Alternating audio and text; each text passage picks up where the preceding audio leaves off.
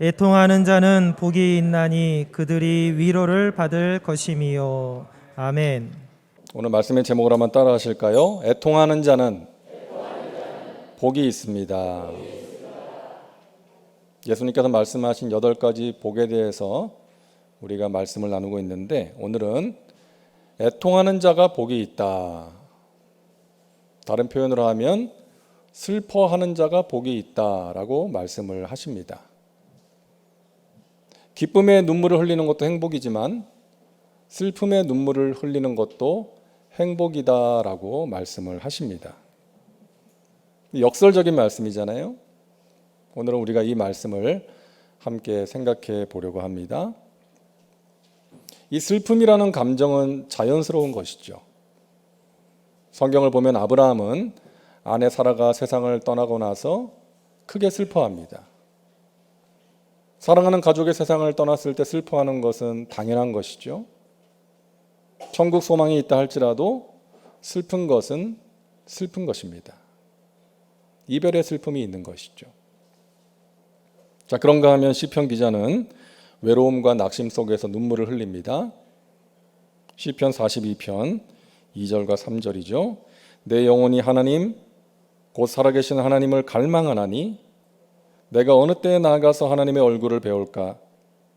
사람들이 종일 내게 하는 말이 내 하나님이 어디 있느냐 하오니 내 눈물이 주야로 내 음식이 되었도다. 우리가 살다 보면 낙심과 절망 가운데 고통의 문제로 인하여 눈물을 흘릴 때가 있는 것이죠. 그런가 하면 예레미야 선지자는 다가올 심판을 이스라엘에게 선포하면서 눈물을 흘립니다. 예레미야 9장 1절 어찌하면 내 머리는 물이 되고 내 눈은 눈물 근원이 될고 죽임을 당한 딸 내 백성을 위하여 주야로 울리로다. 내 백성을 위하여 주야로 울리로다. 예레미야는 눈물의 선지자였습니다. 사도 바울은 에베소의 장로들과 이별하면서 이런 말을 합니다.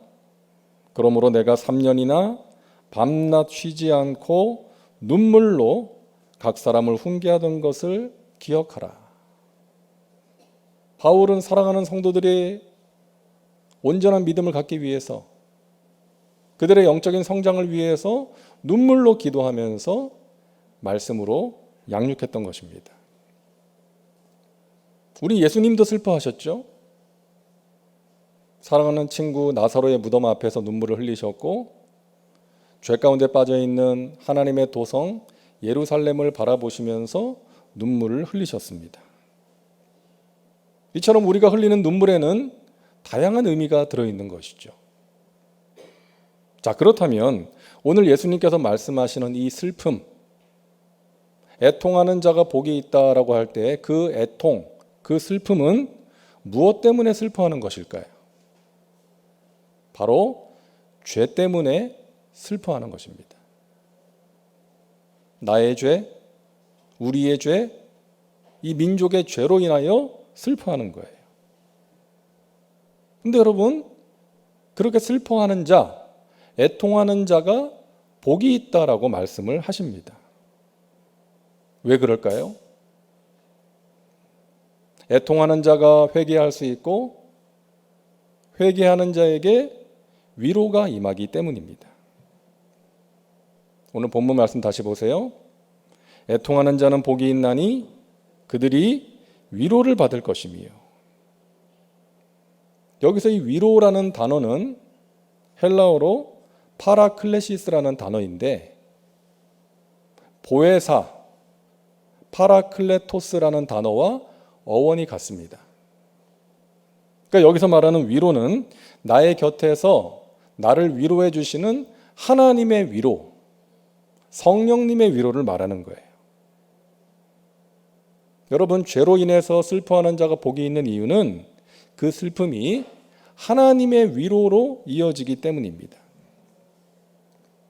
하나님께서는 죄를 깨닫고 슬퍼하는 자를 위로하시고 새롭게 해주십니다.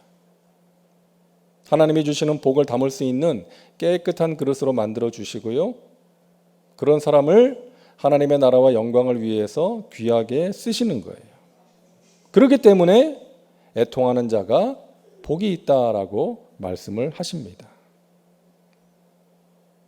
자, 우리가 이 시간 애통하는 자 다윗의 모습을 함께 살펴보려고 하는데요.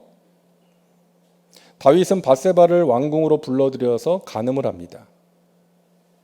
그리고 그 죄를 은폐하기 위해서 그녀의 남편인 충성스러운 부하 우리아를 전쟁터에서 죽게 만듭니다. 10계명 가운데 3가지 계명을 범했어요. 간음하지 말라, 살인하지 말라, 내 이웃의 아내를 탐하지 말라. 3가지 계명을 범한 것입니다.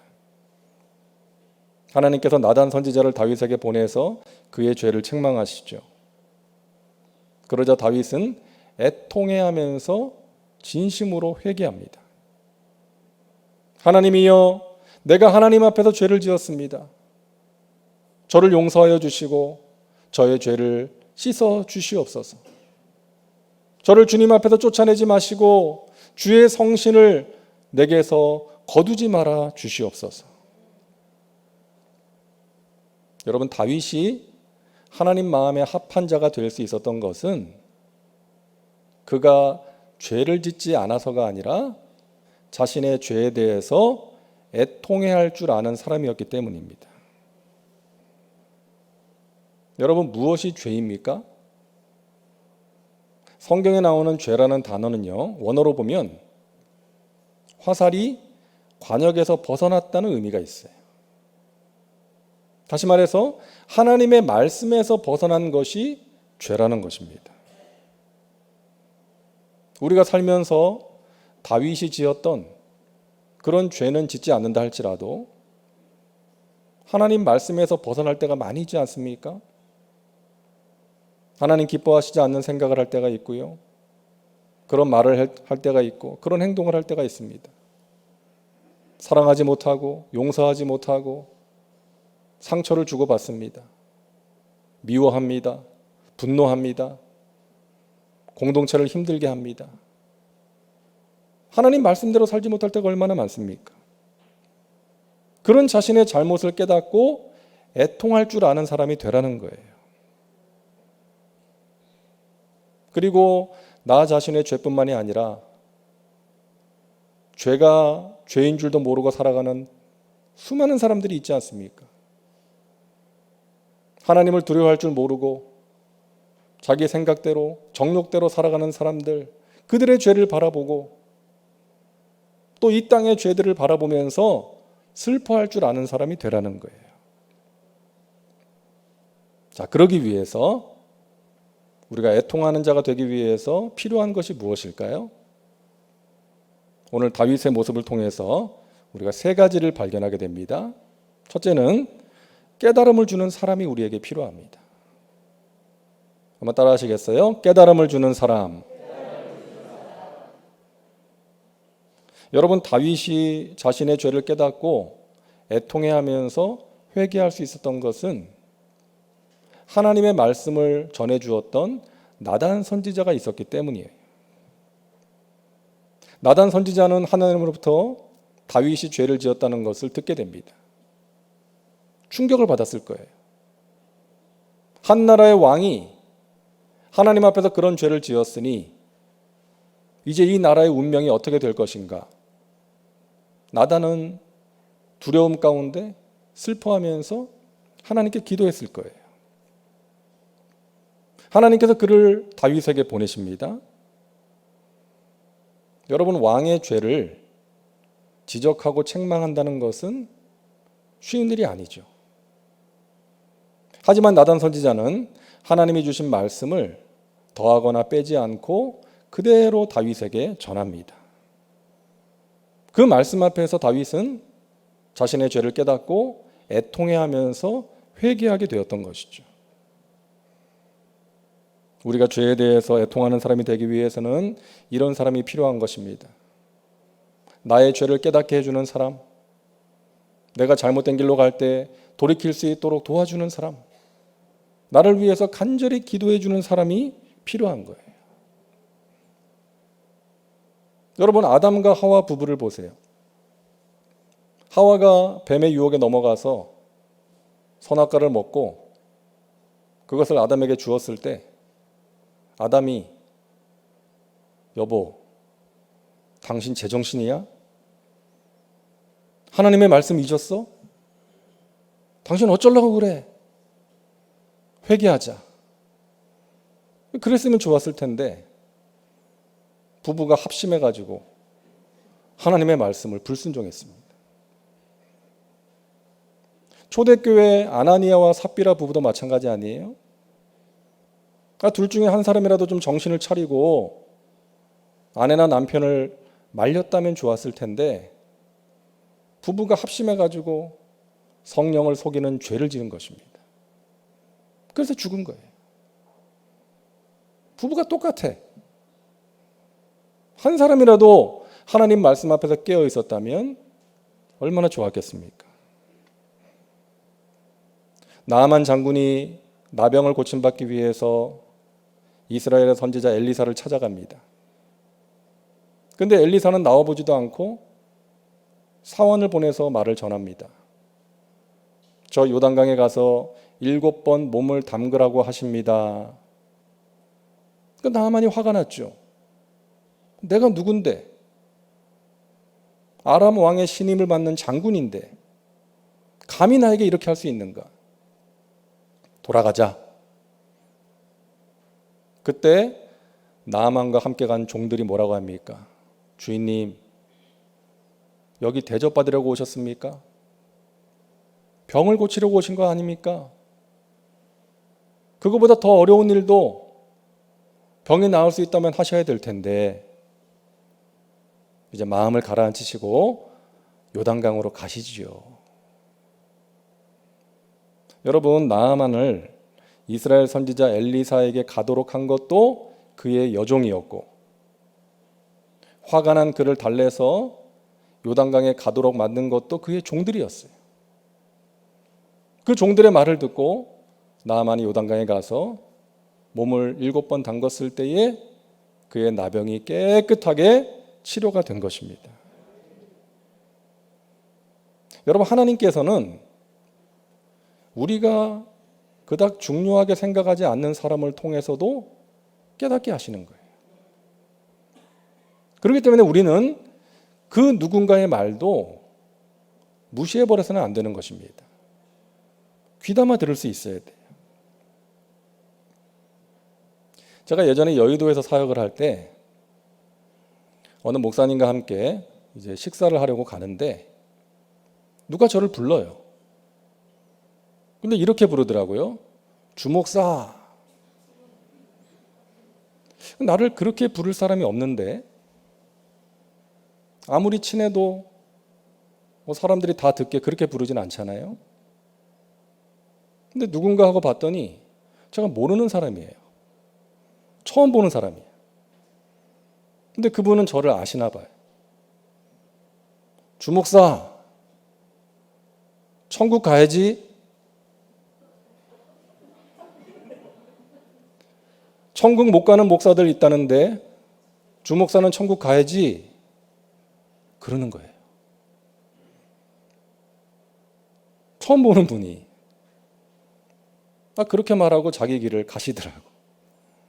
저 옆에 있던 목사님이 이상한 사람이라고 신경 쓰지 말라고 하는데 신경이 많이 쓰이더라고요.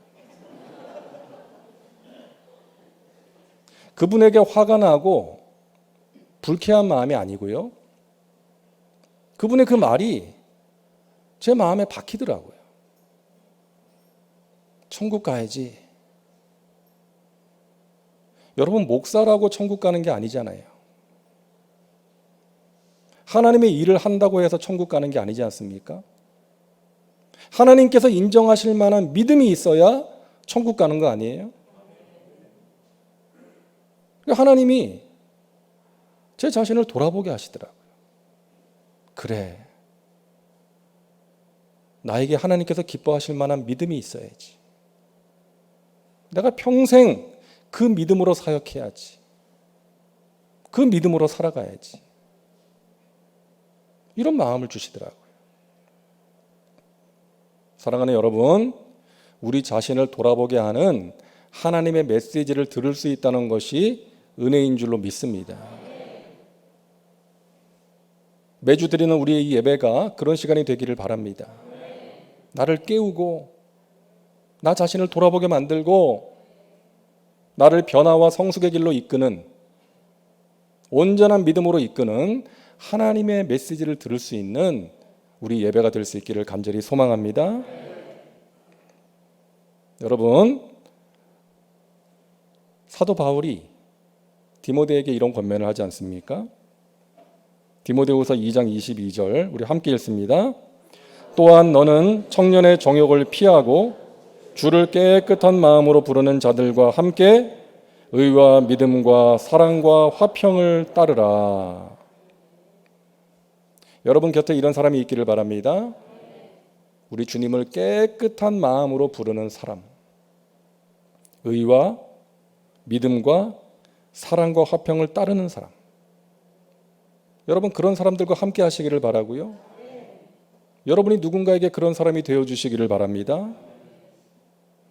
서로를 체크해주고 격려해주고 의와 믿음과 사랑과 화평을 따를 수 있도록 기도해주는 그런 동역자가 우리에게 필요합니다. 둘째로, 우리가 애통하는 자가 되기 위해서는 깨닫고 인정하는 마음이 우리에게 필요합니다. 따라하세요. 깨닫고 인정하는 마음. 자, 나단 선지자가 다윗에게 가서 죄를 책망하는데요.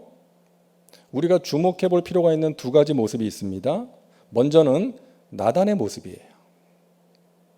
나단이 다윗에게 가서 그의 죄를 책망을 하는데 자신이 선지자라고 해서 어떤 권위적인 모습으로 또는 분노를 가지고 그에게 울분을 쏟아내지 않았다는 거예요. 다윗이 지은 죄를 애통해하는 마음으로, 그리고 그를 사랑하는 마음으로, 그가 깨닫고 돌이키기를 바라는 마음으로 그에게 가서 하나님의 말씀을 전한 것입니다. 여러분, 우리가 누군가의 잘못에 대해서 말을 할 때 이 부분을 꼭 기억해야 돼요. 내 감정을 따라서 그 사람에 대한 어떤 미움과 분노를 가지고 해서는 안 된다는 것입니다.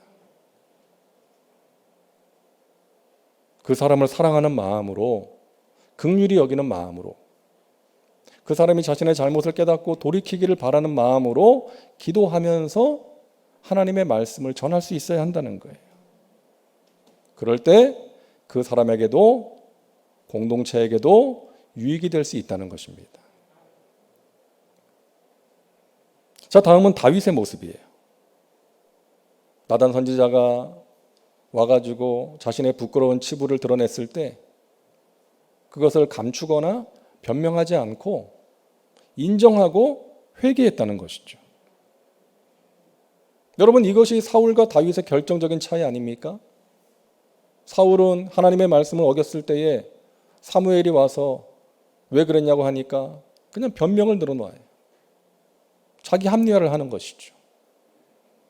진정한 회개, 애통하는 마음이 없었기 때문에 하나님의 위로를 받을 수가 없었던 것입니다. 이 세상에는 두 종류의 사람이 있다고 그랬죠. 의인과 죄인이 있는 것이 아니라 자기 잘못을 깨닫는 죄인과 깨닫지 못하는 죄인이 있는 거예요. 회개하는 죄인과 회개하지 않는 죄인이 있는 것입니다. 누가 봐도 잘못했는데 자기만 몰라요. 얼마나 안타까운 일입니까? 자신의 모습을 깨닫고 돌이킬 수 있는 것이 너무나도 소중한 복이요 은혜인 줄로 믿으시기를 바랍니다. 우리가 예배를 드릴 때, 말씀을 들을 때, 날마다 말씀을 묵상하고 하나님께 기도할 때에 우리가 하나님께 그런 은혜를 체험할 수가 있는, 받을 수가 있는 거예요. 하나님께서 우리 자신의 모습을 깨닫게 하시고 그것을 고백하게 하시고 돌이킬 수 있도록 힘과 지혜와 능력을 허락해 주시는 것입니다. 이게 얼마나 귀한 은혜인지요. 우리나라 기독교 역사에서 빼놓을 수 없는 것이 1907년에 있었던 평양의 대부흥입니다. 여러분 아시죠? 이 평양의 대부흥이 일어나게 된 도화선은 장대현 교회에서 있었던 부흥회였습니다. 마지막 날까지 냉랭했어요. 아무런 성령의 역사가 일어나지 않았습니다. 그런데 마지막 시간에 그 교회의 수석 장로였던 길선주 장로님이 내가 여러분에게 드릴 말씀이 있습니다. 그러면서 나와서 자신의 죄를 고백하는 거예요. 내 친구가 얼마 전에 세상을 떠났는데 그 친구가 나에게 맡긴 돈이 있었는데 내가 그 돈을 그 친구의 가족에게 주지 않고 빼돌렸습니다. 내가 성령의 역사를 가로막는 아간과 같은 나쁜 놈입니다. 그러자 성도들이 아니 장로님이 어떻게 저런 죄를 지었어? 그렇게 반응하는 것이 아니라 저도 죄가 있습니다. 저도 죄인입니다. 그러면서 그 시간이 자신의 죄를 눈물로 고백하는 그런 시간이 된 거예요. 성령께서 강하게 역사하셔서 그 다음 날에도 성도들이 자발적으로 모여서 회개하고 하나님께 기도하고 또 회개하고 기도하고 그 회개로 말미암아 그 평양과 우리나라에 하나님께서 예비하신 부흥의 불길이 타오르게 되었던 것입니다. 지난 금요일 찬양 축제 때에 이제 가장 먼저 우리 교회 학교 아이들이 어린 친구들이 나와서 이제 율동을 했는데요. 나로부터 시작되리라는 곡에 맞춰서 율동을 했습니다. 뭐가 나로부터 시작되는 거예요? 부흥이. 하나님이 주시는 부흥이 다른 사람으로부터 시작되는 것이 아니라 나로부터 시작한다는 것이죠. 여러분 먼저 내 안에 회개의 불이 일어나야 됩니다. 다른 사람이 아니라 내 안에 먼저 회개의 불이 당겨질 때에 하나님께서 그것을 통해서 우리의 심령과 우리의 가정과 우리의 교회 가운데 귀한 부흥의 불길을 허락하실 줄로 믿으시기를 바랍니다. 여러분 절대로 다른 사람의 잘못을 지적하고 비난하는 데 앞장서지 마세요. 날마다 자신의 모습을 부지런히 살피시고 하나님의 복을 받을 만한 그러한 그릇으로 준비되시기를 주님의 이름으로 축원합니다. 그러기 위해서 끊임없는 자기 성찰이 필요한 것입니다. 따라합니다. 끊임없는 자기 성찰. 여러분 다윗이 그런 죄를 지었다는 것도 우리에게 충격이지만 나단 선지자가 가서 책망하기 전까지 스스로 깨닫고 회개하지 않았다는 것도 충격 아닙니까? 다윗은 어린 시절부터 하나님과 동행했던 믿음의 사람이었어요. 양을 치면서 하나님을 묵상했고 율법을 암송했습니다. 아름다운 시를 지어서 하나님을 찬양했습니다. 고통의 세월을 보내기도 했죠. 하지만 그 고통의 세월을 이겨낼 수 있도록 도와주시는 그 하나님의 은혜와 도우심을 체험했습니다. 그랬던 믿음의 사람 다윗이 어떻게 그런 죄를 지을 수가 있는 거예요? 그리고 어떻게 그런 죄를 짓고도 하나님 앞에 회개하지 않을 수가 있는 것입니까? 다른 이유가 없어요. 자기 성찰이 없었기 때문입니다. 이제는 나라가 부강해졌어요. 안정기에 접어들었습니다. 자기가 전쟁터에 나가지 않아도 돼요. 부하장수 내보내고 왕궁에서 저녁 무렵까지 침상에 있다가 늦지막히 일어나서 왕궁을 여유롭게 거닐다가 밧세바를 보게 되었고 죄를 짓게 된 것입니다. 여러분 저는 다윗을 생각할 때마다 떠오르는 말씀이 한 구절이 있어요. 고린도전서 10장 12절 우리 같이 한번 읽을까요? 그런즉 선줄로 생각하는 자는 넘어질까 조심하라. 여러분 그동안 다윗은 고통의 세월을 보냈습니다. 자신을 죽이려고 하는 사울을 피해서 오랜 세월 광야 생활을 했고요. 우여곡절 끝에 하나님의 인도하심으로 이스라엘의 왕이 되었어요. 블레셋의 침략으로부터 하나님께서 지켜주셨고 이스라엘을 부강하게 만들어 주셨습니다. 그러다 보니까 영적인 긴장이 풀린 거예요. 나태해진 것입니다. 예배와 기도가 형식적이 된 거예요. 그러다 보니까 한순간에 넘어진 거예요. 여러분, 많은 사람들이 힘들고 어려울 때에는 하나님을 간절히 찾습니다. 하나님의 임재를 사모합니다. 그러다가 복을 받고 살만해지면 그 간절함과 열정이 식어지는 거예요. 하나님을 멀리하는 거예요. 그러다가 한순간에 넘어지는 것입니다.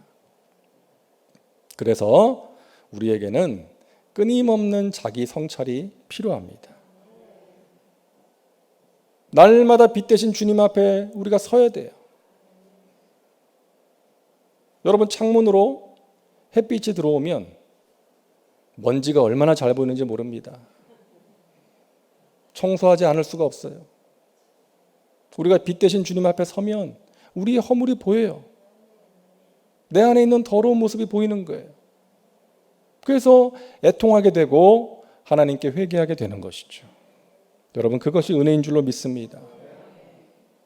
그러므로 여러분의 예배를 점검해 보시기 바랍니다. 여러분의 말씀과 기도 생활을 점검해 보시기를 바랍니다. 그리고 이전보다 간절함과 열정이 식어졌다면 다시금 결단하시고 회복의 길로 나아가시기를 바랍니다. 그리고 힘들 때나 평안할 때나 건강할 때나 병들었을 때나 일이 잘 풀릴 때나 그렇지 못할 때나 한결같이 하나님을 바라보시고 하나님을 의지하시고 하나님과 동행하며 살아가시기를 주님의 이름으로 축원합니다.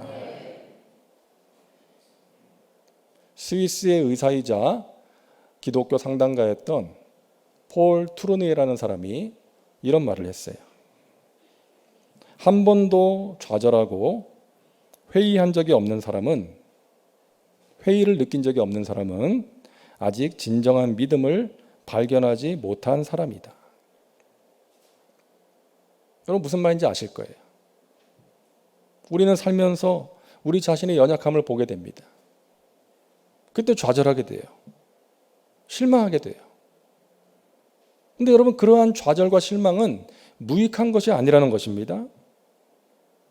우리를 진정한 믿음과 성숙으로 이끄는 좌절이라는 거예요. 그 좌절로 인해서 우리는 애통하게 됩니다. 하나님의 도우심을 구하게 됩니다. 그렇게 하나님께 나아가면 하나님께서 우리를 위로해 주시고 새롭게 해주시는 거예요.